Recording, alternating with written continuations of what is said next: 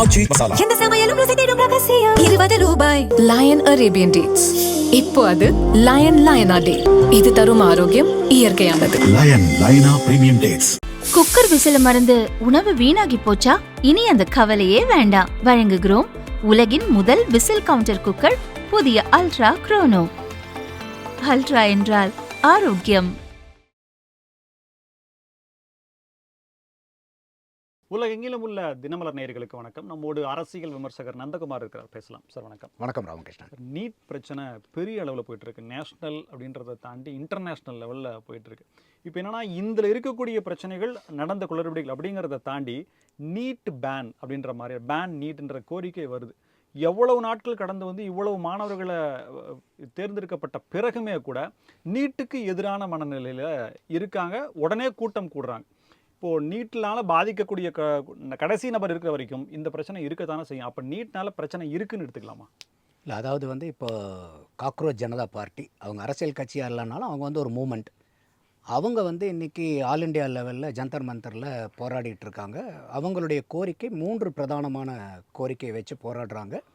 உண்மையாலுமே அந்த போராட்டத்துக்கு நம்மளுடைய வாழ்த்துக்களும் ஆதரவுகளும். அவங்களுடைய அந்த 3 கோரிக்கையில் நின்று அவங்க போராடும்போது அவங்க என்ன சொல்கிறாங்கன்னாக்கா, நீட் என்டிஏ டெஸ்டிங் ஏஜென்சியில் நீட் எக்ஸாமில் ரிஃபார்ம் கொண்டு வரணும், சீர்திருத்தம் கொண்டு வரணும். அவங்க சொல்கிறது நீட்டு வேண்டான்னு இல்லை, ரிஃபார்ம் நீட். நல்லா தெளிவாக புரிஞ்சுக்கணும். தமிழ்நாட்டு போராட்டம் தான் பேன் நீட். ஒட்டுமொத்த 28 மாநிலத்திலையும் நம்ம மட்டும் எல்லாரும் இப்படி பார்க்கும்போது நம்ம இப்படி பார்த்துக்கிட்டு இருக்கோம். பேன் நீட்டு தமிழகத்தில் மட்டும்தான். அதை நம்ம தெளிவாக புரிஞ்சுக்கணும். 2வது கோரிக்கை வந்து என்னன்னாக்கா, இதுக்கு பொறுப்பேற்று எஜுகேஷன் மினிஸ்டர் தர்மேந்திர பிரதான் ராஜினாமா பண்ணணும். 3வது, இறந்த நபர்கள் குடும்பத்துக்கு 1 கோடி ரூபாய் நஷ்டஈடு வழங்கணும். இந்த 3 கோரிக்கையை வச்சு தான் அவங்களுடைய போராட்டம் வந்து எடுக்குது. இதில் எனக்கு வந்து இந்த 3 கோரிக்கைகளில் முதல் கோரிக்கையில் ரிஃபார்ம்ஸ் கொண்டு வரணுங்கிறது கட்டாயமாக தேவை. அதில் எனக்கு எந்த மாற்று கருத்தும் கிடையாது. தர்மேந்திர பிரதான் ராஜினாமா பண்ணணும். ஏன்னா கட்டாயமாக வந்து ஏற்கனவே பிரச்சனைகள் 2024 வந்து பேப்பர் பிரச்சனையெல்லாம் வந்துச்சு. அப்பயே வந்து சிபிஐ வழக்குகள் எல்லாம் கொண்டு வந்தாங்க. அந்த சிபிஐ வழக்கு கூட வந்து கோர்ட்டில் 155 பேர் இந்த பேப்பர் லீக்னால் பலனடைந்த மாணவர்கள்ங்கிறதெல்லாம் பண்ணுச்சு. ஆனால் அவர்கள் மேலே தனிப்பட்ட முறையில் சாட்சியங்களின் அடிப்படையில் நடவடிக்கை எடுத்துக்கிட்டாங்க. அப்போ கூட வந்து எக்ஸாமை கேன்சல் பண்ணல. ஏன்னா அது வந்து ஒரு லோக்கலைஸ்டு ப்ராப்ளம் தானே ஒழிய ஒரு சிஸ்டமிக் ப்ராப்ளம் இல்லை அப்படின்னு சொல்லிட்டு கோர்ட் அன்னைக்கு தீர்ப்பு வழங்கியிருந்தாங்க. அதுக்கப்புறம் கூட மத்திய அரசாங்கம் வந்து அன்னைக்கு முன்னாள் இஸ்ரோவினுடைய தலைவர் டாக்டர் ராதாகிருஷ்ணன் அவர்களுடைய தலைமையில் டாக்டர் ராதாகிருஷ்ணன் கமிட்டின்னு ஒன்று ஃபார்ம் பண்ணி இந்த என்டிஏயில் இந்த நீட்டு பிரச்சனைகளுக்கு என்ன மாதிரிலாம் மாறுதல்கள் கொண்டு வரணும்னு ஒரு அமைப்பை ஏற்படுத்தி, கமிஷன்ஸ் ஏற்படுத்தி அவங்க 101 ரெக்கமெண்டேஷன்ஸ் கொடுத்துருந்தாங்க டாக்டர் ராதாகிருஷ்ணன். நல்ல ரெக்கமெண்டேஷன்ஸ். அதில் இங்கே ஒன்றும் அங்கே ஒன்றுமா மட்டும் இம்ப்ளிமெண்ட் பண்ணிவிட்டு பிரதானமான ரெக்கமெண்டேஷன்ஸை விட்டுட்டாங்க. இன்றைக்கி 2026 அதனுடைய தொடர்ச்சியாக இன்றைக்கி கொஷின் பேப்பரே லீக் ஆகி இன்றைக்கி சிஸ்டமிக் ப்ராப்ளம் ஆகி ரீநீட் பண்ண வேண்டிய கட்டாயத்துக்கு வந்துட்டோம். அப்போ இன்றைக்கி அதிகாரிகள் மேலே எல்லாம் கைது அது இதெல்லாம் நடவடிக்கை நடக்குது. அப்போ அன்றைக்கே டாக்டர் ராதாகிருஷ்ணன் கமிட்டி சொன்ன பரிந்துரைகள் எல்லாம் நீங்கள் இம்ப்ளிமெண்ட் பண்ணியிருந்தீங்கன்னா இந்த அளவுக்கு நம்ம வந்து முக்குச்சந்துக்கு வந்து நின்றுக்கணுங்கிற அவசியம் கிடையாது. அப்போ அதனால் நீட்டில் சீர்திருத்தம் கொண்டு வரணும் உடன்பாடு. தர்மேந்திர பிரதான் அவர்கள் இன்னும் ஒரு படி மேலே சொல்ல போகணும்னாக்கா, மாணவர்களுடைய போராட்டம், குறிப்பாக கொஷின் பேப்பர் லீக் ஆகிற போராட்டம் யாருக்கு புரியுதோ இல்லையோ இந்தியாவில் அவருக்கு தெளிவாக புரியும். காரணம் என்னன்னு கேட்டிங்கன்னா, 1997 அவர் ஏபிவிபியினுடைய நேஷ்னல் செக்ரட்டரியாக இருக்கும்போது, அகில பாரதிய வித்யா பரிஷத்தில் அவர் நேஷ்னல் செக்ரட்டரியாக இருக்கும்போது இதே ஒரிசா மாநிலத்தில் கொஷின் பேப்பர் லீக் ஆயிடுச்சுங்கிறதுக்காக போராட்டம் நடத்தினவர். ஒரு 1500 பேர்த்த தன் தலைமையில் கூட்டிக்கிட்டு போராட்டம் நடத்தி அடி உத வாங்கி 2-3 இடத்துல மேலே அவருக்கு எலும்பு உடைஞ்சிது. அவர் தர்மேந்திர பிரதான் அமைச்சர் அவர்களுக்கு அந்த காலகட்டத்தில். அப்போது ஒரு கொஷின் பேப்பர் லீக் ஆகிறனால உண்டாகக்கூடிய மாணவனுடைய மன அழுத்தம், அவனுடைய எதிர்காலத்தை, அந்த குடும்பத்தினுடைய எதிர்காலத்தை பற்றின புரிதல் உங்களுக்கும் எனக்கு இல்லைன்னா பரவாயில்ல, தர்மேந்திர பிரதான் அவர்களுக்கு கட்டாயமாக எல்லாத்த விட, மோடி ஐயாவை விட அவருக்கு தெளிவாக தெரியும். அப்படி இருக்கிற நீங்கள் ஏன் பதவி விலகக்கூடாது? அப்படியே பதவி விலகலைன்னா கூட ராமகிருஷ்ணன், நம்மளுடைய கோரிக்கை என்னடா, ஏன் நீங்கள் இலாகா மாற்றக்கூடாதா? பெட்டர் மாஸ் லைட்டே தான் வேணுமா? இன்னைக்கு தர்மேந்திர விட்டா கல்வி அமைச்சகத்தை இன்னைக்கு இந்தியாவில் தலைமை தாங்கிறதுக்கு ஆள் இல்லையா? செஞ்சா நடந்த தவறுக்கு அவர் தான் காரணம், அவருடைய அலட்சியம் காரணம், அப்படி அவர் செஞ்சாருன்னு சொல்லல, அவருடைய அலட்சியம் காரணம், அவர் சரியா கவனிக்கலன்ற குற்றச்சாட்டை ஏத்துக்கிற மாதிரி ஆகும்ல, அது தப்பு இல்லைங்கிறேன் நான். நீங்க நீங்க ஒருத்தரை சரி செய்யணுங்கிறதுக்கு உண்டான இது எங்க இருக்கு? முதல்ல அந்த தவறு ஆமா நடந்திருக்குன்னு ஏத்துக்கிறதுல தான் ஒரு மாறுதலே வரும். இப்ப யாரும் வந்து நீங்க தான் இந்த கொஸ்டின் பேப்பரை கொண்டு எல்லாத்துக்கும் கொடுத்துட்டு வந்து யாருமே சொல்லல. ஆனா நீங்க ஒரு தார்மீக பொறுப்பு இருக்கணும் இல்லையா? இது ஏற்கனவே நடந்துச்சு, பெரிய பிரச்சனையாச்சு, கமிட்டி போட்டீங்க, ரெக்கமெண்டேஷன் கொடுத்தாங்க, அதையெல்லாம் நீங்க இம்ப்ளிமெண்ட் பண்ணாம இந்த பிரச்சனையில வந்து நிக்கிறீங்க. அப்ப இந்த இடத்துல முதல் தடவை 2024 தர்மேந்திர பிரதான் வீட்டுக்கு போகணும் நம்ம யாரும் சொல்லல. இன்னைக்கு 6 முறை இந்த தடவை இந்த சிக்கல் வரும்போது இதுக்கு நீங்க பொறுப்பேற்றுக்கணும். அட்லீஸ்ட் நீங்க டிஸ்மிஸ் கூட பண்ண வேண்டாங்க, இலாக்காவை மாத்தி போடுங்க. என்னங்க குறைச்சல் இது? அதை நீங்க ஐயா மோடி அவர்கள் முதல்ல எடுத்திருந்தா இந்த பிரச்சனையை எவ்வளவு தூரம் வருது? அப்போ மூன்றாவது இந்த முதல் 2 கோரிக்கைகளுக்கு எனக்கு உடன்பாடு உண்டு. மூன்றாவது கோரிக்கை 1 கோடி ரூபாய் கொடுக்கணுங்கிறதுல எனக்கு உடன்பாடு இல்லை. காரணம் என்னன்னு கேட்டிங்கன்னா, இங்கே நீட்டில் வந்து தமிழ்நாட்டில் தற்கொலை நடந்துக்கிட்டு இருக்கும்போது கட்சிக்காரங்க பூரா போட்டா போட்டி போயிட்டு காசு கொடுத்துட்டு இருந்தாங்க தெரியுமா? அப்போ சென்னை உயர்நீதிமன்றம் வந்து கண்டிச்சுது அரசியல் கட்சிகளை. நீங்கள் போய் இந்த மாதிரி தற்கொலை பண்ணிக்கிறீங்களுக்கு பூரா கட்சிகள் போட்டி போட்டு போய் காசை கொடுத்தீங்கன்னா தற்கொலையை ஊக்குவிக்கிறீங்களா, தற்கொலைக்கு நடக்கக்கூடாதுங்கிறது உங்களுடைய எண்ணமான்னு சொல்லிட்டு காட்டமாக விமர்சிச்சிருந்தாங்க சென்னை உயர்நீதிமன்றம். அப்போ இந்த 1 கோடி ரூபாய் கோரிக்கைங்கிறது எனக்கு உடன்பாடு இல்லை, பட் சிஜேபி பண்ணுறாங்க. அப்போ இந்த 3ம் நியாயமான போராட்டங்களாக அவங்களுடைய பார்வையில் இருக்குது. நம்மளுடைய ஒரே ஒரு எச்சரிக்கை சிஜேபிக்கு என்னன்னு கேட்டிங்கனாக்கா, இந்த மாதிரி சூழ்நிலையை பயன்படுத்தி அதில் பல பேர் குளிர்காயறதுக்கு இளைஞர்கள் மாணவர்கள் அல்லாத பல பேர் வெயிட்டிங் லிஸ்ட்டில் இருக்கிறாங்க. எப்படா ஒரு சூழ்நிலை வரும் உள்ளார வந்து ஆட்டத்தை கலத்த விடலான்னு இருக்காங்க. இது எந்த இடத்துல போராட்டம் நடந்தாலும் இது தமிழ்நாட்டிலே கூட நடக்கலாம், மாற்று கருத்து இல்லை எனக்கு. அப்போ அந்த மாதிரி ஆட்களுக்கு நீங்கள் ஒரு வழி வகுத்துறாதீங்க. அப்போ ஜந்தர் மந்தரில் அவங்க வந்து போராட்டத்துக்கு அனுமதி கொடுக்குறாங்க, பாராளுமன்றத்தை நோக்கி போகிறதுக்கு அனுமதி கிடையாது. அந்த இடத்துல எனக்கும் மாற்று கருத்து இருக்குது. போராடுறதுக்கு அனுமதி கொடுத்துருக்காங்க, நீங்கள் போராடுங்க. நீங்கள் பாராளுமன்றம் செஷன் நடந்துக்கிட்டு இருக்கும்போது இப்போ ஒன்றும் இல்லை, நம்ம அந்த வீடியோக்கள் எல்லாம் பார்க்குறோம் எவ்வளோ வன்முறைகள்லாம் நடக்குதுன்னு. இத்தனாயிரம் பேர் நீங்கள் பாராளுமன்றத்துக்குள்ளே போனீங்கன்னா என்ன, வெறும் அங்கே போயிட்டு கதவை தட்டி ஹலோ சார் எங்களுடைய கோரிக்கை இது சார், எங்களுக்கு கொஞ்சம் க்ளீன் எங்களுடைய கோரிக்கையை நீங்கள் ஏற்றுக்குங்கன்னு ஒரு வெறும் பேப்பரை மட்டும் கொடுத்துட்டு வந்திருப்பாங்கன்னு நீங்கள் நினைக்கிறீங்களா ராமகிருஷ்ணன்? இல்லை, ஒரு ப்ரெஷர் கொடுக்குறாங்க அவங்க. பெரிய அசிங்கமாக இருக்கும் அவங்கள போலீஸ் தடுக்காமல் விட்டுருந்தா. பாராளுமன்றங்கிறது நீங்கள் கோயிலில் கருவறைக்கு மரியாதை கொடுக்குறீங்களோ இல்லையோ, அது ஆத்திகருக்கு ஒரு மரியாதை இருக்கும், நாத்திகனுக்கு ஒரு இருக்கும். ஆனால் நம்ம ஒட்டுமொத்த இந்தியாவுக்கும் கருவறைங்கிறது பாராளுமன்றம். அந்த கருவறையை நம்ம நாத்திகனும் சரி ஆத்திகனும் சரி அதை மதிச்சே ஆகணும் நம்ம. அப்போ அந்த ஒரு இந்தியாவுடைய கருவறைக்குள்ளார போய் நீங்கள் தகராறு பண்ணுறதுக்கு எப்படிங்க அலோவ் பண்ண முடியும்? அதில் எனக்கு மாற்று கருத்து இருக்குது. அப்போ இந்த சிஜேபி போராட்டம் நியாயமான போராட்டம், கோரிக்கைகளும் வந்து நியாயமான போராட்டம். எனக்கு அதில் ஒரு கருத்து முரண்பாடு, அந்த 1 கோடி ரூபாய் நஷ்டம் எடுங்கிறதுல ஒழிய மீதியெல்லாம் ஒன்று. பாராளுமன்றத்துக்கு இவங்க போனது வந்து சரியில்லாத நடவடிக்கை. இன்னமும் தொடர்ந்து போராடுங்க. ஆனால் இந்த மாதிரி வாய்ப்புகளுக்காக காத்திருக்கக்கூடிய சில கும்பல்களெல்லாம் இருக்கும், ஒரு அமைதியின்மையை கிரியேட் பண்ணுறதுக்கு. அவங்கள உள்ளார விட்டுறாதீங்க, கண்ணும் கருத்துமா பார்த்துக்குங்க. கடைசியில் அந்த பழியும் பாவமும் உங்களை வந்து சேரும். இதை அப்படியே விட்டுட்டு நீங்கள் தமிழ்நாட்டுக்கு வந்தீங்கன்னா, இங்கே ஸ்க்ரீனை ஓப்பன் பண்ணிங்கன்னா, இங்கே ரிஃபார்ம் நீட் இல்லை, இங்கே என்னது பேன் நீட்.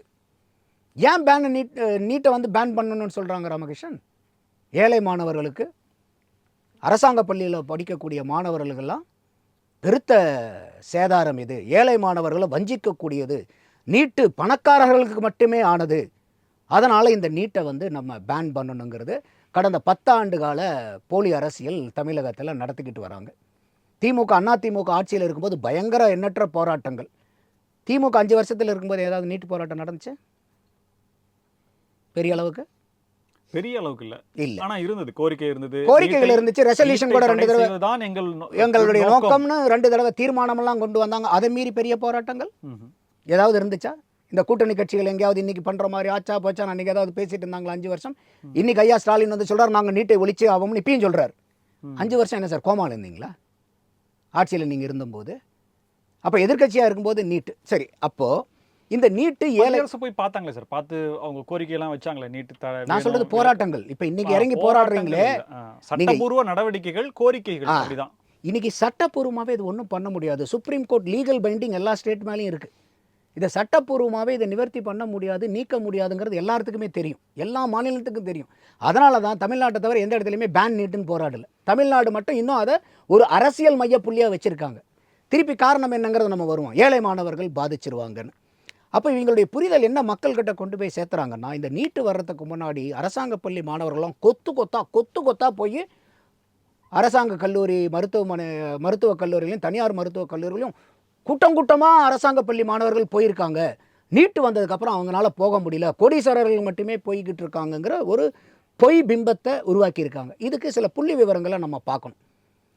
2006 2016 வரைக்கும் மருத்துவக் கல்லூரியில் போனவங்க எத்தனை பேர், அரசாங்க பள்ளியில் படித்து மருத்துவக் கல்லூரிக்கு போனவங்க எத்தனை பேருன்னு ஒரு ஆர்டிஐ பதிவு பண்ணுறாங்க. அதுக்கு டாக்டர் எம்ஜிஆர் மெடிக்கல் யூனிவர்சிட்டி வந்து ரெஸ்பான்ஸ் கொடுக்குறாங்க. அந்த அடிப்படையில் 213 பேர் அரசாங்க பள்ளியில் படித்த மாணவர்கள் அரசாங்க மருத்துவக் கல்லூரியில் போய் சேர்ந்தது அந்த 10 ஆண்டுகளுக்கு எவ்வளோ? 213 பேர். அதே அரசாங்க பள்ளி மாணவர்கள் தனியார் மருத்துவமனைகளில் போய் சேர்ந்தது எவ்வளோ? 65 பேர். அப்போ 10 வருஷத்தில், இந்த 10 கல்வி ஆண்டில் 2006 16 278 பேர் தான் அரசாங்க பள்ளியிலிருந்து மருத்துவர் கல்லூரிக்கு போய் சேர்ந்துருக்காங்க. 10 வருஷத்துக்கு 278 பேர்னா ராமகிருஷ்ணன், வருஷத்துக்கு எத்தனை? 27.8 28 பேர்னு வச்சுக்கோங்க. வருஷத்துக்கு எத்தனை பேர் டாக்டர் ஆயிருக்காங்க? 28 பேர். நான் அனிதாவினுடைய மரணத்துக்கு நேர்லேயே போய் அந்த பூத உடலுக்கு மலர் மாலை அணிவிச்சிட்டு வந்தேன். நான் வந்து ஏன் நீட்டு வேண்டான்னு கட்டுரை எழுதினேன். ஏன்னா அப்போ நீட்டு வேண்டான்னு சொன்னது எதுக்குன்னா, அன்னைக்கு நம்மகிட்ட இருந்த பாடத்திட்டத்துக்கும் நீட்டில் கேள்வி கேட்கப்பட்ட வினாக்கள் எல்லாம் என்சிஆர்டியினுடைய சிலபஸ்லேருந்து வந்துச்சு. சார், நான் இது வரைக்கும் நான் வந்து ஃபுட்பால் பிளேயர், என்னை திடீர்னு நீங்கள் கூப்பிட்டு கிரிக்கெட் விளையாடுங்கன்னு சொன்னால் நான் எப்படி சார் விளையாட முடியும்? அப்போ எப்படி என்னை ஃபுட்பால் பிளேயரை கிரிக்கெட் விளையாட சொல்லிட்டு இவனுக்கு திறமை இல்லைன்னு சொன்னீங்கன்னா என்ன அர்த்தம்? அப்போ அதையெல்லாம் கண்டித்து நம்ம எழுதியிருந்தோம். இது தேவையில்லாத. அப்போது இன்றைக்கி இருக்கார் பாருங்கள் அமைச்சர் செங்கோட்டையன், அன்றைக்கி அதிமுகவில் கல்வி அமைச்சர். அவர் அன்றைக்கி பேட்டி கொடுக்குறார், நம்மளுடைய 10வது 12வது பாடத்திட்டம் 12 ஆண்டுகளாக மாற்றப்படலை. இப்போ நம்ம எல்லாருமே ஃபோன் வச்சுருக்கிறோம் ராமகிருஷ்ணன். எத்தனை வருஷத்துக்கு ஒரு ஃபோனை மாற்றுறோம்? குறைஞ்சது 3-4 வருஷம். ஒரு டேப் வச்சுருக்கிறோம், ஒரு லேப்டாப் வச்சுருக்கிறோம், ஒரு பைக் வச்சுருக்கோம், ஒரு கார் வச்சுருக்கிறோம். எத்தனை வருஷத்துக்கு ஒரு தடவை மாற்றுறோம்? 4 வருஷம் 5 வருஷம் மாற்றுறோம். ஒரு படிக்கக்கூடிய பாடத்தை நாளுக்கு நாள் அறிவியல் வளர்ந்துக்கிட்டே இருக்குது, உலகம் மாறிக்கிட்டே இருக்குது. 12 வருஷமாக 10வது 12வது பாடத்திட்டத்தையே நீங்கள் மாற்றாமல் வச்சுருந்தீங்கன்னா அந்த கல்வியினுடைய தரம் என்னவாக இருக்கும்? அதை அவர் பேட்டி கொடுத்து அதுக்கப்புறம் வரப்போகிற அந்த 3 ஆண்டுகளில் வந்து மாற்றுறாங்க பாடத்திட்டங்களை. அடுத்த ஆண்டே பார்த்தீங்கன்னாக்கா நம்மளுடைய மாநில பாடத்திட்டத்திலிருந்து 97% கேள்விகள் நீட்டில் கேட்கப்பட்டது.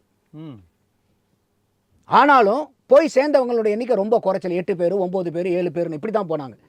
இது எல்லாம் புரிஞ்சுக்கிட்டு ஐயா எடப்பாடியார் அன்னைய முதல்வர் என்ன பண்ணுறாருனாக்கா, முன்னாள் நீதியரசர் கலையரசன் கமிட்டின்னு ஒன்று ஃபார்ம் பண்ணுறார்.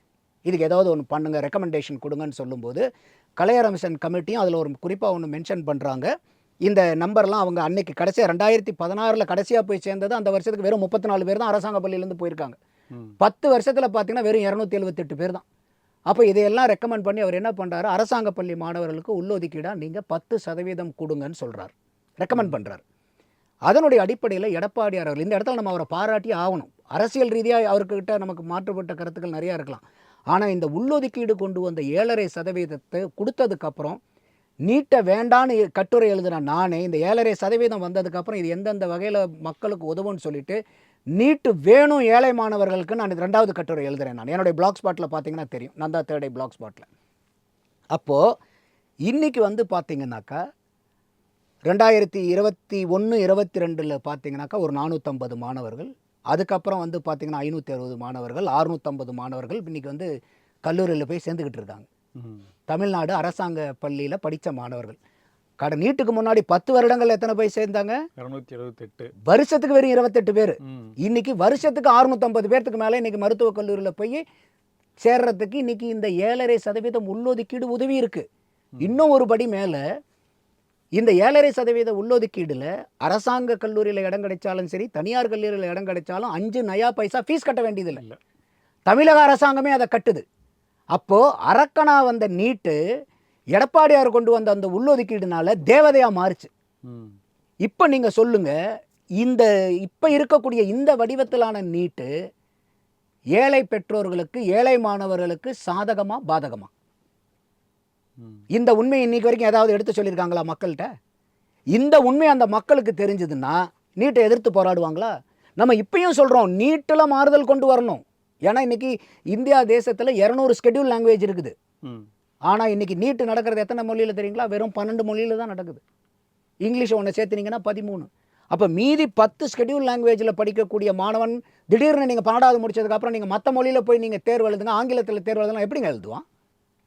அதே மாதிரி இன்றைக்கி கோச்சிங் சென்டரில் வந்து எக்ஸார்பிடன்ட் ஃபீஸு. இன்றைக்கி கல்விங்கிறது மாநில பட்டியலா, மத்திய பட்டியலா, ஒத்திசைவு பட்டியலா? ஒத்திசைவு பட்டியலில் இருக்குது. அப்போ அதை பயன்படுத்தி தான் எடப்பாடியார் வந்து நீ நீட்டை கம்பல் பண்ணாலும் நான் உள்ளொதுக்கீடை கொண்டு வரேன்னு ஏழை மாணவர்களுக்கு உதவுனார். அதே மாதிரி அரசாங்கங்கள் இந்த நீட் மாநிலத்தில் நடக்கக்கூடிய நீட் கோச்சிங் சென்டரில் ஃபீஸை அந்த கட்டணத்தை நிர்ணயிக்க முடியாதா? இப்போ கல்வி அமைச்சர் இன்றைய கல்வி அமைச்சர் ராஜ்மோகன் சொன்னார்ல, தனியார் கல்வி கட்டணங்கள்லாம் எவ்வளோன்னு பப்ளிஷ் பண்ணுங்கன்னு. அந்த மாதிரி நீங்கள் வந்து இந்த நீட் கோச்சிங் சென்டருக்கோ இல்லை ஜேஇக்கோ கோச்சிங் சென்டருடைய கட்டணத்தை நிர்ணயிக்கக்கூடிய அதிகாரம் மாநில அரசாங்கத்துக்கு இருக்கா இல்லையா? அதை பயன்படுத்தலாம்ல. திமுக அரசாங்கம் அது 5 வருஷம் நீங்கள் பயன்படுத்தியிருக்கலாம்ல. அப்போ இதை நீங்கள் பயன்படுத்தணும்ல. அப்போது இந்த மக்களுக்கு இந்த உண்மையவே கொண்டு போய் சேர்த்தாமல் நீட்டுன்னா ஒன்றும் நீட்டுனால இது வந்து ஏழைகளுக்கு இது வரப்பிரசாதம்னு இப்போ நம்மளுடைய புள்ளி விவரங்களே சொல்லிடுவோம். இன்றைக்கி இருக்கக்கூடிய நீட்டு. அடுத்தது நீட்டு வந்து பணக்காரர்களுக்கெல்லாம் அப்படியே அள்ளி அள்ளி வழங்குதுங்கன்றாங்க. தமிழ்நாட்டில் ஒரு ஏழை இருக்கார், தயாநிதி மாறன் ஒருத்தர் இருக்கார். தெரியும்னு நினைக்கிறேன் உங்களுக்கும் அண்ணன் தம்பி இருப்பாங்க, நமக்கு அண்ணன் தம்பி இருப்பாங்க. நமக்கெல்லாம் அண்ணன் தம்பிகளுக்குள்ளே ஏதோ ஒரு சின்ன பிரச்சனை எத்தனை ரூபாய்க்கு வரும்? ஒரு 5000 10,000 ரூபாய்க்கு நம்ம என்னப்பா இந்த கணக்கு அந்த கணக்கு லட்சம் அதே பெருசு வச்சுக்கோங்க. நமக்கு வந்து அதை இடிச்சுக்கலாம். தேர்தலுக்கு இந்த 2026 தேர்தலுக்கு முன்னாடி கொஞ்சம் அவங்க அண்ணன் தம்பிகளுக்கு பிரச்சனை வந்துச்சு தெரியும் இல்லையா? எவ்வளோ கோடிக்கு? 5000 கோடிக்கு பிரச்சனைன்னு பத்திரிகைகளில் வந்துச்சு. அவ்வளோ ஏழை அவர், புரியுதா? சொத்து ஒட்டுமொத்த சொத்து இல்லை, சாதாரண டிஸ்பியூட்டுக்கு ஒரு 5000 கோடி. அந்த அளவுக்கு இருக்கக்கூடிய ஒரு நபர் அவர் பொது மேடையில் பேசுகிறாரு, என்னுடைய பெண்ணு நீட்டில் தேர்வாகாதனால மருத்துவம் படிக்க முடியல இந்தியாவில் அப்படிங்கிறார். சார், இதே நீட் இல்லாமல் இருந்தால் இன்றைக்கி தயாநிதி மாறன் அவர்களுடைய பொண்ணு டாக்டர் ஆயிருப்பாங்களா? இருக்க மாட்டாங்களா? இருப்பாங்க. ஏன் இன்றைக்கி ஆக முடியல? ரெக்கமெண்டேஷன். ஏன் இன்றைக்கி ஆக முடியல? ரெக்கமெண்டேஷன் ஒத்துக்காது, நீட் இருக்கனால. அப்போ நீங்கள் சொல்லுங்கள், நீட்டு பணக்காரர்களுக்கு மட்டும் உதவுதா இங்கே? அப்போ இந்த புரிதலெல்லாம் நீங்கள் வந்து பொதுமக்கள்கிட்ட கொண்டு போய் சேர்த்திருக்காங்களா? இன்றைக்கி ஆட்டோ டிரைவர் பொண்ணு, பூக்கடைக்கார அம்மா பொண்ணுங்கள்லாம் வந்துட்டு இன்றைக்கி பேட்டி கொடுக்குறாங்க, நாங்கள் நீட்டு மூலிமா அரசாங்க பள்ளியில் போய் படிச்சிட்டோம், எந்த விதமான காசும் இல்லைன்னு சொல்லிட்டு. இந்த 7.5% ஒதுக்கீடு பண்ணுறதுக்கு அதிமுக கூட இதை மக்கள்கிட்ட இதை திட்டத்தை சரியாக சேர்த்துலிங்க. நான் தான் கற்றுக்கிட்டு இருந்தேன், இல்லை ஐயா எடப்பாடியார் நல்லது பண்ணியிருக்காரு, இப்போ 7.5% உள்ளொதுக்கீடுங்கிறது சிறப்பான ஒதுக்கீடுன்னு. அப்போது எந்த அளவுக்கு இவங்க பொய் பிரச்சாரம் நடக்குது பார்த்தீங்களா? ஏழை மாணவர்களுக்கு நீட்டு வந்து பாதிப்பு, கோடீஸ்வரர்களுக்கு அனுகூலம். நான் தான் சொன்னேன், ஐயா தயாநிதி மாறன் சும்மா டிஸ்பியூட் ஒரு 5000 கோடி. அவருடைய பொண்ணை வந்து இன்றைக்கி டாக்டர் ஆக்க முடிஞ்சதா? ஏன் நீட்டில் குவாலிஃபைட் ஆகலை. இன்றைக்கி சாமானியனும் இலவசமாக அரசாங்க பள்ளி படிக்கிற மாணவன், ஏழை மாணவன் அரசாங்க கல்லூரியிலையும் போய் படிக்க முடியும், தனியார் பள்ளியில் கல்லூரியில் படித்தாலும் 5 நயா பைசா கிடையாது. வருஷத்துக்கு 27 பேர் 28 பேர் போயிட்டு இருந்த இடத்துல இன்றைக்கி வருஷத்துக்கு 650 பேர் போகிறாங்க சார். இதே திமுக அரசாங்கத்தில் போன இதில் தேர்தல் 2021 தேர்தல் வாக்குறுதியில் 332 வாக்குறுதி எண். எடப்பாடியார் அவர்களுடைய ஆட்சியில் வந்து 7.5% உள்ளொதுக்கீடு வந்து அரசாங்க பள்ளி மாணவர்களுக்கு மட்டும்தான் கொடுக்குறாங்க, அரசாங்க உதவி பெறும் பள்ளி மாணவர்களுக்கு இல்லை. அதனால் நாங்கள் வந்தோம்னா அந்த 2.5% சேர்த்து கொடுப்போம்னு சொல்லிட்டு 10 கொடுப்போம்னு நாங்கள் சார். அதை கொடுத்துருந்தீங்கன்னா இன்னும் வருஷத்துக்கு வந்து ஒரு 200 மாணவன் கூட போயிருப்பான், ஏழை மாணவன். 5 வருஷத்தில் 1000 பேர் மருத்துவர் ஆயிருப்பான். இதை நீங்கள் இப்போது முற்போக்கு அரசியல்வாதிகளாக பண்ணணுமா? நீட்டை எதிர்ப்போம்னு நீங்கள் நீட்டை விளக்க முடியாதுன்னு உங்களுக்கு தெரியும். அதிமுக ஆட்சியிலையும் தீர்மானம் போட்டீங்க, திமுக ஆட்சியிலையும் 2 தடவை தீர்மானம் போட்டீங்க. என்ன பண்ணீங்க இந்த கடந்த 10 வருஷமாக? எல்லாத்துக்குமே தெரியும் சட்டப்பூர்வமாக இதை மாற்ற முடியாதுன்னு. மந்திரம் தெரியும், தந்திரம் தெரியும், நாங்கள் வந்தால் உடனே மாற்றிடுவோம் சொன்னாரா இல்லையா ஐயா உதயநிதி ஸ்டாலின் அவர்கள்? 5 வருஷமாக சீட்டில் உட்காந்துருந்தீங்களே, என்னத்தை பண்ணினீங்க?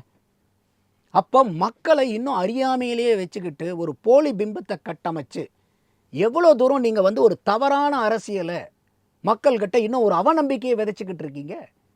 இன்றைக்கி இப்போ இருக்கக்கூடிய தாவேக அரசாங்கத்துக்கு கூட நம்மளுடைய பரிந்துரையாக என்ன சொல்கிறோன்னா, இன்றைக்கும் தமிழக அரசாங்கம் செய்ய வேண்டிய வேலைகள் நிறையா இருக்குது. முதல் வேலையாக என்னன்னு கேட்டிங்கனாக்கா, இந்த 7.5%ங்கிறத 10% கலையரசன் கமிட்டி அவங்க நிர்ணயித்த 10% உயர்த்தி கொடுங்க. இன்னும் அடுத்த 5 ஆண்டுகளில் 1000 பேர்த்துக்கு மேலே ஏழை மாணவர்கள் போய் இலவசமாக மருத்துவர் ஆகிறதுக்கு வாய்ப்பு. Number 1 point. நம்பர் 2, ஆர்டிஇன்னு இருக்குது, ரைட் டு எஜுகேஷன். அதில் வந்து பார்த்தீங்கன்னா நீங்கள் 1ஆவதுலேருந்து இல்லை எல்கேஜிலேருந்து 8ஆவது வரைக்குமே அரசாங்கத்தினுடைய உதவியோட தனியார் பள்ளியில் படிக்கக்கூடிய வாய்ப்புகள் இருக்குது. கரெக்டாக? ஆனால் இன்றைக்கி இருக்கக்கூடிய இந்த 7.5% நீங்கள் அரசாங்க பள்ளியில் 6ஆவதுலேருந்து 12ஆவது வரைக்கும் அரசாங்க பள்ளியில் படிச்சிருந்தீங்கன்னா தான் இது உங்களுக்கு ஏற்புடையது. ஆனால் அதே அரசாங்கத்தினுடைய ஒத்துழைப்பில் ஆர்டிஇயில் 8ஆவது வரைக்கும் ஒருத்தன் தனியாரில் படிச்சுட்டு வந்தாலும் அவனுக்கு இது இல்லை. அப்போ என்னுடைய வேண்டுகோள் என்னென்னா, இன்றைக்கி இருக்கக்கூடிய தாவேக அரசாங்கத்துக்கு இந்த 6ஆவதுலேருந்து 12ஆவது வரைக்கும் அரசாங்க பள்ளியில் படித்தாதாங்கிறத 9ஆவதுலேருந்து 12ஆவது வரைக்குமே, ஏன்னா உங்கள் அரசாங்க உதவியோடு தான் அவன் 8ஆவது வரைக்கும் தனியார் பள்ளியில் படிக்கிறான். அவன் இங்கே வந்து சேரும்போது 9ஆவதுலேருந்து 12ஆவது வரைக்கும் அரசாங்க பள்ளியில் படித்தாங்கனாலும் இந்த 7.5 10 உயர்த்தி அவங்களுக்கும் இது ஒத்து வரும்னு சொல்லுங்கள். இது 2ஆவதாக செய்ய வேண்டியது. 3ஆவதாக, இன்றைக்கி இந்த கோச்சிங் சென்டர், அத்தனை கோச்சிங் சென்டருக்கும் கட்டணத்தை அரசாங்கம் நிர்ணயிங்க. இது கன்கரண்ட் லிஸ்ட்டு.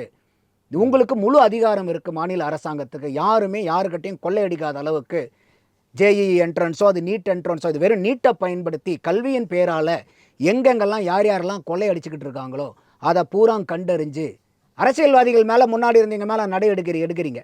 இந்த மாதிரி கல்வியின் பேரை சொல்லி கொள்ளையடிக்கிறோம் ஒன்று எத்தனை பேர் நாட்டில் சுற்றிட்டு இருக்கான். அவனை பூரா கண்டுபிடிச்சி இந்த கட்டணத்தை நிர்ணயம் பண்ணி சரியான கட்டணத்தை அரசாங்கம் நிர்ணயிங்க. 4ஆவது, ஏற்கனவே டாக்டர் ராதாகிருஷ்ணன் கமிட்டி மத்திய அரசாங்கத்தால் அமைக்கப்பட்டு 101 ரெக்கமெண்டேஷன்ஸ் கொடுத்துருக்காங்க. அதில் பெருவாரியான ரெக்கமெண்டேஷன்ஸ் அவங்க இம்ப்ளிமெண்ட்டே பண்ணலை. அதை நீங்கள் முழுசாக எடுத்து ஆராய்ஞ்சு அதை பூரா மத்திய அரசாங்கம் முழுக்க அதை வந்து இம்ப்ளிமெண்ட் பண்ணணும். இதை ஒரு ரெசல்யூஷனாக போட்டு அனுப்புங்க. திருப்பி நீட்டு வேண்டாங்கிற ஒரு ரெசல்யூஷன் நீங்களும் தயவு செய்து போட்டுறாதீங்க. ஏற்கனவே 3 தடவை ரெசல்யூஷன் போட்டிருக்கீங்க. எத்தனையோ தடவை கையெழுத்து போராட்டங்கள் பண்ணுறீங்க. நான் தான் சொன்னேன், இனிமேலும் நீட்டு வேண்டான்னு சொல்கிறது வந்து ஏழை மாணவர்களை, ஏழை பெற்றோர்களை வஞ்சிக்கக்கூடிய செயல். நம்ம கொடுத்த புள்ளி விவரங்களை நீங்கள் பார்த்தீங்கன்னாவே தெரியும். அப்போ இந்த ரெக்கமெண்டேஷன்ஸை கொண்டு வாங்க. ஏன்னா 2024 ராமகிருஷ்ணன் நீட்டு தேர்வு ஆல் இண்டியாவில் எழுதினவங்க 23.33 லட்சம் பேர். 2025 இந்த பிரச்சனைக்கு அப்புறம் அது 22.09 லட்சமாக குறைஞ்சிது. இந்த 2026 ரீநீட்டுக்கு முதல் நீட்டை கேன்சல் பண்ணிட்டு 2வது நீட்டில் எழுதுனீங்க வெறும் 19,99,000 பேர். அப்போ 23,33,000 பேர் எழுதின தேர்வு இன்னைக்கு 20 லட்சம் பேரில் வந்து நிற்குது. ஆனால் இந்த 3 வருஷத்தில் மாணவர்களோட எண்ணிக்கை அதிகமாக இருக்கு, நீட்டை எழுதுறவங்க எண்ணிக்கை குறைஞ்சிருக்கு. ஏன்னா இந்த குளறுபடிகள்னால. அப்போ இந்த நீட்டு அந்த டாக்டர் ராதாகிருஷ்ணனுடைய கமிட்டி ரெக்கமெண்டேஷனை இம்ப்ளிமெண்ட் பண்ண சொல்லுங்கள். இன்றைக்கி ஐயா முதல் பிரைம் மினிஸ்டர் அவர்கள் வந்து நாங்கள் ஃபாஸ்ட் ட்ராக் கோர்ட் பண்ணி இதை துரிதமாக விசாரிப்போம், சட்டப்பூர்வமாக எடுப்பாங்களாம். இதெல்லாம் காலம் கடந்த நடவடிக்கை. நீங்கள் எடுக்க வேண்டியது இப்போ தர்மேந்திர பிரதானை ஒன்றா டிஸ்மிஸ் பண்ணுங்கள், இல்லைன்னா இலாக்காவை மாற்றுங்க. நீட்டினுடைய தேர்வில் ரிஃபார்ம்ஸ் அவங்க கேட்குற மாதிரி கொண்டு வாங்க. இந்த 1 கோடி ரூபாய் நஷ்டஈடுங்கிறது எனக்கு உடன்பாடு இல்லை. பட் அரசாங்கம் அது கொடுக்குறீங்களா இல்லையாங்கிறத நீங்கள் அதை முடிவு பண்ணிக்கிங்க. ஆனால் எங்கேயாவது ஒன்று நீங்கள் இந்த நடவடிக்கைகளை எடுக்கணும். இந்த 3 பிரதான கோரிக்கைகளுமே நாங்கள் ஏற்றுக்க மாட்டோம், ஆனால் நாங்கள் ஃபாஸ்ட் ட்ராக் கோர்ட் மட்டும் வைக்கிறோங்கிறது ஏற்புடையதில்லை. இப்போ ஒரு பலமான இப்போ நீங்கள் சொன்ன மாதிரி இப்போ ஒரு அமைச்சரை வந்து எடுத்துகிட்டு அது ஒரு பலகீனமாக மாறிடுமானா இல்லை. நீங்கள் இந்த மாதிரி ஒரு மக்களினுடைய கோரிக்கையை ஏற்றுக்கிட்டு நீங்கள் வந்து அதை மாற்றி அமைக்கும்போது இது மக்களை வந்து கவனிக்கிறாங்க, அவங்கள லிசன் பண்ணுறாங்க. இது வந்து தைரியமான அமைச்சரவை. இதுக்கெல்லாம் வந்து அவங்க மக்களுடைய கோரிக்கையும் ஏற்றுக்கிட்டு இதை மாற்றி அமைக்கிறாங்க. இப்போ உதாரணத்துக்கு வந்து பார்த்தீங்கன்னா, இப்போ தாவேக அரசாங்கத்தில் வந்து அந்த முதல்ல வந்து அந்த வெற்றிவேல், அவர் பேர் கூட வேறு ஏதோ பேர், இந்த ஓஎஸ்டின்னு போட்டாங்களா, ஆஃபீஸர் ஆன் ஸ்பெஷல் டியூட்டி. அவர் பேர் என்ன? அவர் எங்கள் ஊருக்கார் தான், அந்த பக்கம் வெற்றிவேல் அவர் பேர். இந்த ரத்தன் கித்தன்லாம் ஏதோ பேரெல்லாம் மாற்றிட்டார் அவர். அதை போட்டதுக்கப்புறம் இங்கே இருக்கக்கூடிய அரசியல்வாதிகள் சட்டசபையில் சொன்னதுக்கப்புறம் முதலமைச்சர் அதை பின்வாங்கல, மாற்றினாரா இல்லையா? அது தைரியத்தினுடைய அடையாளம். ஐயோ இதெல்லாம் மற்ற கட்சிக்காரங்களாம் சொன்னனால இவர் வந்து பின்வாங்கிட்டாருன்னு ஏன் எடுக்கணும்? அதே மாதிரி வந்து பார்த்தீங்கன்னாக்கா அந்த மேகதாது ரெசல்யூஷன் கொண்டு வரும்போது கூட எதிர்க்கட்சியாக இருந்தாலும் திமுக ஒரு கருத்தை சொன்னாங்கிறதுக்காக அந்த அமெண்ட்மெண்ட்டை கொண்டு வந்தார். அது அதிமுக ஏற்றுக்கல, கம்யூனிஸ்டுகளும் அது முரண்பட்டாங்க முதல்ல. அப்போ இது எதிர்க்கட்சி சொல்கிறனாலேயே அதை வந்து ஏற்றுக்கிறது வந்து பலகீனம் இல்லை, பலத்தின் அடையாளம். அப்போ அந்த மாதிரி மத்திய அரசாங்கமும் இன்றைக்கி வந்து பார்த்தீங்கன்னாக்கா இந்த மத்திய இவர் பிரதான் அவர்கள் அமைச்சரை வந்து தர்மேந்திர பிரதானை ஒன்றா நீங்கள் டிஸ்மிஸ் பண்ணுங்கள், இல்லை அதுக்கு உங்களுக்கு முடியலையா இலாக்காவை மாற்றுங்க. அவர் பெட்ரோலியத்துறை அமைச்சராக வந்து சிறப்பாக பணியாற்றுறாரு, நீங்களே பாராட்டியிருக்கீங்களே. ஏன் அவர் பெட்டர் மாஸ் லைட்டு எஜுகேஷன் மினிஸ்டர் தான் இருக்கணுமா? மற்ற அமைச்சரில் போய் அவரை பணியாற்ற சொல்லுங்கள். அப்போ இந்த கோரிக்கைகளுக்காக போராடுறவங்களுக்கும் பரவாயில்ல, இந்த அரசாங்கம் நம்மளுடைய கோரிக்கைகளுக்கு செவி மடுக்குதுங்கிற ஒரு நம்பிக்கை வரும்ல. அப்போ அப்படி தானே நீங்கள் ஒரு போராட்டத்தை பண்ணணும். இதே காலங்காலத்தை தாழ்ந்த நடவடிக்கை தான். அப்போது மக்கள் தெளிவாக புரிஞ்சுக்க வேண்டியது, ஆல் இண்டியாவில் அவங்க பண்ண போராட்டமே வேறு, தமிழகத்தில் கூடிய போராட்டமே வேறு. ஆல் இண்டியாவில் ரிஃபார்ம் நீட்டு, தமிழ்நாட்டில் பேன் நீட்டு. நம்ம கொடுத்த புள்ளி விவரங்கள் அடிப்படையில் பார்த்தீங்கன்னா இன்றைக்கி இருக்கக்கூடிய நீட்டு, இந்த வடிவத்திலான நீட்டு ஏழை மாணவர்களுக்கு தேவதையாக தான் இருக்குதுங்கிறது என்னுடைய பார்வை ராமகிருஷ்ணன். நேஷனல் லெவலில் நடக்கிறதும் தமிழ்நாட்டில் எப்படி இது அரசியலாக்கப்படுதுன்ற விஷயம் பற்றி நல்ல புள்ளி விவரங்களோட பேசினாலுமே, தமிழ்நாடு அரசியலில் இப்போ அதிகாரத்தில் கூடியவங்க செய்யக்கூடிய விஷயம் என்ன, மத்திய அரசுட்டு அவங்க சொல்ல வேண்டியது என்ன, தமிழக மாணவர்களுக்கு அவங்க செய்ய வேண்டிய என்னன்ற கேள்வி பிரதானமாக வருது. இல்லை, நம்ம ஏற்கனவே சொன்ன மாதிரி ராமகிருஷ்ணன், தமிழக அரசாங்கம் செய்ய வேண்டிய பிரதான விஷயமாக 4 விஷயங்களை நான் பார்க்குறேன். இந்த போராட்டங்கள் எல்லாம் விட்டுருங்க. போராடுற அவரே அமைச்சரே சொல்கிறாரு, கல்வித்துறை அமைச்சரே, நாங்கள் அனுமதிக்கப்பட்ட இடத்துல அனுமதி வாங்கிட்டு நீங்கள் போராடுங்க, நாங்கள் போராட்டத்துக்கு எதிர்ப்பு இல்லைன்னுலாம் சொல்கிறாங்க. அதனால் நம்ம அதுக்குள்ளே போக வேண்டியதில்லை. அரசாங்கமாக நீங்கள் அடுத்த கட்ட நடவடிக்கை எதை நோக்கி போகணுன்னா, நம்மளுடைய ரெக்கமெண்டேஷன் 4. நான் ஏற்கனவே சொன்ன மாதிரி இந்த 7.5ங்கிறத 10% கலையரசன் ஐயா கமிட்டி பரிந்துரையை ஏற்றுக்கிட்டு இதை பண்ணுங்கள். அதே மாதிரி ஆர்டிஇயில் வந்து பார்த்தீங்கன்னாக்கா உங்களுக்கு 8வது வரைக்கும் தனியார் பள்ளியில் படிக்கலாம். இப்போ 6லேருந்து 12வது வரைக்கும் அரசாங்க பள்ளியில் படித்தா தான் இந்த 7.5 ஒத்து வருது. அதை வந்து நீங்கள் 9லேருந்து 12 வரைக்கும்னு நீங்கள் மாற்றுங்க. ஸோ தட் ஆர்டிஇயில் மூலியமாக தனியார் பள்ளியில் 8வது வரைக்கும் படிக்கிறவன் 9வதுல அரசாங்கம் பண்ணும்போது அவனுக்கும் நீங்கள் இதை வாய்ப்பு உண்டு. நீங்க சொல்ற விஷயங்கள்லாம் யாருக்கிட்டையும் போக வேண்டியது, தமிழக அரசாங்கமே செய்ய அதிகாரத்துக்குட்பட்டு அவங்களே செஞ்சிடலாம். அப்போ இது வந்து பார்த்தீங்கன்னா மாணவர்களுக்கு பேருதவியாக இருக்கும். 3வது வந்து பார்த்தீங்கன்னா இந்த கோச்சிங் சென்டருங்கிற பேரில் கொள்ளையடிக்கிறவங்களை கண்டுபிடிச்சி இவ்வளோ தான் இந்த கோச்சிங் சென்டருக்கு ஃபீஸ் ஃபிக்ஸ் பண்ணணுங்கிறத கட்டண நிர்ணயத்தை கொண்டு வாங்க. 4வது மத்திய அரசாங்கம் அமைச்ச டாக்டர் ராதாகிருஷ்ணன் கமிட்டி பரிந்துரைத்த 101 ரெக்கமெண்டேஷன்ஸை கம்ப்ளீட்டாக இம்ப்ளிமெண்ட் பண்ணுறதுக்காக ஒரு தீர்மானம் கூட நிறைவேற்றி மத்திய அரசாங்கத்துக்கு ஒரு அழுத்தத்தை கொடுங்க. இந்த 4 விஷயங்கள் இன்றைக்கி இருக்கக்கூடிய தாவேக அரசாங்கம் எடுத்தாங்கன்னா மாணவர்களுக்கு இன்னும் வந்து நீட்டு மூலியமாக அதிகமான மாணவர்கள், ஏழை மாணவர்கள், ஏழை பெற்றோர்கள் பயன்படுத்துகிற அளவுக்கு இது மாறுங்கிறது என்னுடைய கருத்து. மிக்க நன்றி சார், பல்வேறு தகவல்கள். நேர்களை மீண்டும் சந்திப்போம். இணைந்திருங்கள் தினமலருடன். நன்றி நேர்களே.